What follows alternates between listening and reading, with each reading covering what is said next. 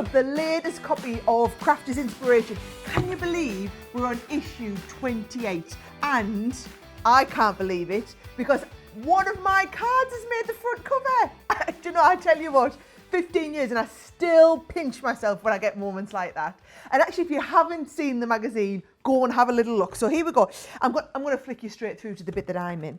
So let's have a look. If you get to this bit, you'll see every issue I do a little column. I tell you a little bit about what I've been up to. Here's me at the beach, baking without Charlie, camping with the kids, running with our lovely Ben from Crafters TV, and then you can see we get into my project. So here's the one I was telling you about that's on the front cover, but actually every issue we generally do a little extra bonus one. That's what you're about to see here. So you'll see just tucked down at the bottom here of page 28, it says, Sara will show you how to make this fabulous bonus card at Facebook or YouTube, wherever you're at watching. Well, that's what I'm here to show you today. So we're going to have a little look at this extra card. And instead of the written step-by-step instructions, I'm going to actually walk you through it because it's using some of the elements from my Glittering Snowflake collection and also some of the extra elements that you get in with your craft kit.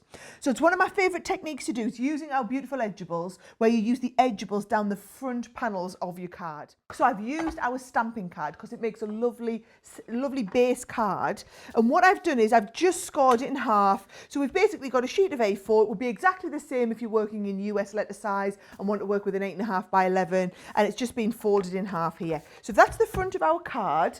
Let me show you the designs from my Glittering Snowflakes. And what we're going to do is we're going to use the edgeable design. Now this part of the die stays connected into the card. So right along here, this part is going to cut away. So what we're going to do is we're going to take this. If you position it at the edge of your design like this, you can see this part is what's going to stay connected. This part is going to cut away entirely. Now, a little bit of a tip, when you're doing these cards and you want them to cut away, hold your tape against the part that's going to cut away. So I'm holding it there down the left-hand side. Obviously, we don't want it to cut through two layers, so I'm going to open that right up. And even though the die is pretty small, I mean, you could fit this through our Gemini Mini if you wanted, because the size of the card and the positioning of that die is really important, I'm using my large Gemini plates to position it in place. So we go through the card and into the base cutting plate. You then need your clear cutting plate. You need your magnetic on top. And then you need your top cutting plate again. So that's the sandwich that you're going to use. Now, this die, as with all of our edgeables, is actually a stamp, not a stamp, it's a cut and emboss die. So the first pass through your machine is going to give it a really nice cut. So if I turn it round, you can see there just how beautifully detailed that's cut. If you want to emboss it as an extra, what you would do is you would lift this off at this stage and you would add in that embossing mat. What you find is with the Gemini, because there's so much pressure, it generally cuts and embosses at the same time. So if I just peel off that little bit of tape and peel off the die, you can see there what a beautifully detailed cut I've got. Now, the only bit you need to do extra is come in with a little pair of scissors and cut along that fold line up until the point at which your die starts. And you can see this, that cuts away from the top. We're going to do exactly the same on the other side. I always find that it's sometimes a little bit difficult because you're seeing white on white, but look at the difference it makes when I add in a little bit of our snowflake vellum behind there. It really, really makes that pop. So that's how we're going to do the base card. And what I've actually got is, I've got one here where I've just used a few little gems to add on inside some of the snowflakes, add a couple of those little gems. And then to add the vellum, how I like to do it, everyone's got their own ways with vellum. Our dotty tape pens are practically invisible when it comes to vellum. And I like to put a line of dots along the top, add your vellum into place there. And then when we just give that a nice stick down, you see you can't see that line of dots. It's floating the vellum, so you could still write behind if you wanted, but that gives you the lovely base card that we can then start the embellishment from. And you'll use that card base, you'll use that card type so many times, trust me. So that's the first step of the project. So we'll put that to one side because that's the base ready to go. So now it comes to the topper. And you'll see with all of our magazines, you always get a collection of bonus free items included.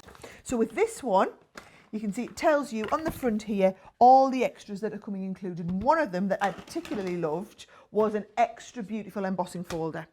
So what I've just done is I've got the embossing folder, and it's just a regular embossing folder in that it's, you know, it's not 3D, doesn't need any special combination of the extra plates that you need. All you're going to do is take a piece of card, and I've cut the card to a square the same size as the embossing folder, and I've cut out the middle portion just because I want to do a frame with this one. And then we're going to line that up exactly inside that frame there. So that just lines up perfectly.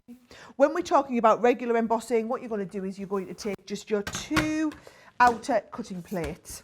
Now, if you ever want to add a little bit more detail, you can add, if you want, your metal plate. Actually, I'll use my full size one. It's always good practice to try and use your full size plates where you can. So I'm going to pop the metal plate in there, just pop this on here, and we'll add that in. Now, if it's too thick, it will just return or not accept, but actually look, it's managing there. So it's always worth remembering, if you want a deeper emboss, you can add in an extra shim. The best one to do that with, I find, is the metal plate, because it's not quite as thick as some of the other ones, and it just gives a little bit of a slightly deeper emboss there when you're doing some regular embossing. So here we go. There, that's what I'm talking about. You've got that beautiful detailed emboss on there that we can work with. Now, it looks nice there. It looks brilliant when we add a little bit of colour. So I've got a couple of our ink pads here. Just got some blue, some baby blue and some Oasis. I like to pick the ink up. You can pick it up straight onto one of our little sponge applicators, tap off the excess, and then just as you rub it over, I always find with these things, less is more. You can always go and add a little bit extra on, but once it's on, it's almost impossible. In fact, it pretty much is impossible to take it back off again. So you're just going to add a little bit, keep building that layer of colour up. If you want it to be deeper, you can always add a little bit more.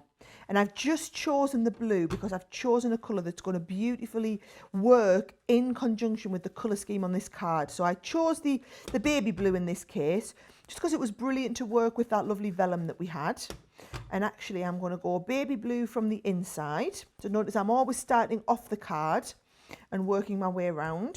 So I've got baby blue on the inside there, and I'm going to mix that with a little bit of Oasis, but this time come from the outside in. So it's just like a two-tone colour scheme there to blend those shades together. And don't be frightened to do that, because the water reactive ink pads are designed to be blendable ink pads. They're wonderful to work like this. And yes, you can use different colours, but if you take 2 colours from within the same colour family, what you're going to get is more like an ombre effect. And notice, because I'd cut that frame out from the centre, I worked from the centre out, and then I'm working from the outside in as well, just a little section at a time and building up that colour. Not too much, just adding it as we're going on. So that gives me a lovely shade of colour on the frame there. And then what I've decided to do is mount that onto a little bit of silver glitter cardstock, just to give that lovely frame effect. And when it comes to sticking like this, I would definitely recommend either the Collal All-Purpose or the Collal Tacky Glue. And the great thing is that, I mean, the Tacky Glue especially, to work with different surfaces like this, especially when you've got your embossing, it gets into all those little nooks and crannies, and it's going to form a really good solid bond even on the glitter card. So Tacky Glue, a little bit of glue school training there, it's going to give you that lovely effect. There we go.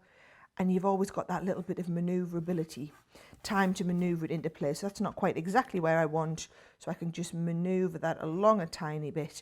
Whereas if we were using a tape pen, you wouldn't have that little bit of manoeuvrability. So that's our lovely frame that we can be working from for there as well. Now, that's going to be the next layer on the card. The final part of the card, what I'm going to do is I'm going to use the Merry Christmas die. Again, this was one of the freebies that came in with the magazine. Now, what I love about this one is it's nice and small. So I can just take a little bit of silver cardstock and even putting it through the Gemini Mini. It's just a lovely little size. So with your Gemini Mini, the great thing about these is it's a folder-based machine, so you're not having to worry about what plate you need. And it's super quick and easy just to pop this down and then whiz it through. And that will give me a lovely, perfect cut. So that's my Merry Christmas. What I've done is I've done one here that I've just matted and laid onto a little bit of white cardstock with a bit of matte silver behind, really just to show off that design. So I've got my Merry Christmas, I've got my frame, and I guess we're just ready to start putting the whole card together. So here is the base part. Because this is just going to stick flat onto here, the best way I would say to do this, if you want to use a wet glue, I would use your all-purpose, or it's perfectly fine to use a tape pen. So if I just position that in place, making sure they're accurate there, I'm going to need to make sure that I don't put any tape above this top part here. So if I just lift this over, put tape on there, it stops me from going above there. And then I'm going to go down from the sides and make sure we've got plenty of tape into the bottom, so that now that whole thing, there's my opening piece on the bottom, will line up on the bottom, just making sure, and I'm just eyeballing it here to make sure that's nice and even at both sides. Once I'm happy with that, just press that down, hold that in place. So that's to hold the base panel in place. Then what we're going to do is we're going to stick this Merry Christmas on, and I'm going to bring the glue gun in for that, just because it's a little bit quicker and easier. So a couple of squirts of hot glue will allow me to set that in place very quickly and easily. And then just to add a couple of little final embellishments, I've got a lovely little double bow that we've done here. That's going to go on the base. And then I've also got just a couple of little extra gems. So I'm just going to add these. Again, I'm just using the glue gun for speed this time. A couple of little blobs of glue. And then I'm able to just go and put those straight on in place like this. Just being very careful when you're using the glue gun, but you see it's a really quick way of getting your embellishments exactly in the right place and stuck straight in place to start with. There we go, and there we have it. A very beautifully finished little bonus extra card to go with the other ones that you can read all about in the magazine.